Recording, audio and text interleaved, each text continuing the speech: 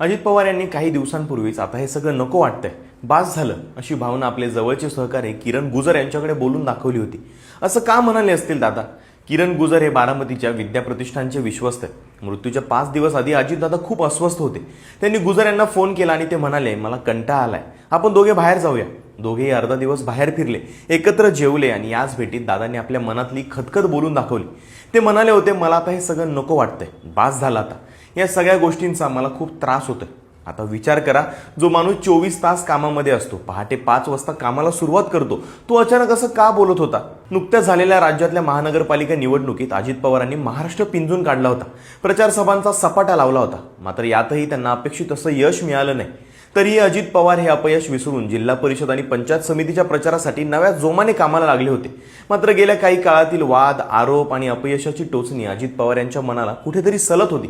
दादा म्हणाले, मी एवढं मरमर काम करतोय, रात्रंदिवस लोकांसाठी झटतोय, तरीही माझ्या वाट्याला गालबोट का लागतंय? लोक माझ्यावर का टीका करतात? मी कोणाचं वाईट केलंय का? हे प्रश्न अशा एका नेत्याचे होते जो आतून खचला होता. विशेषतः बारामतीमध्ये होणारी टीका त्यांच्या मनाला खूप लागत होती. किरण गुजर यांनी सांगितलं की विमान प्रवासाला निघण्यापूर्वी दादांचा त्यांना फोन आला होता. मी विमानात बसतोय, हे त्यांचे शेवटचे शब्द होते. गुजर त्यांना घ्यायला विमानतळावर गेले होते आणि दुर्दैवानं त्यांच्या डोळ्यांसमोरच ते विमान कोसळलं. अजित पवारांचा मृतदेह गाडीत घालताना मी ओळखलं की हे दादाच आहेत. एका मोठ्या नेत्याचा असा अंत होणं ही केवळ राजकीय हानी नाही आहे, तर एका कुटुंबाचा आणि कार्यकर्त्यांचा आधार कोसळणं आहे.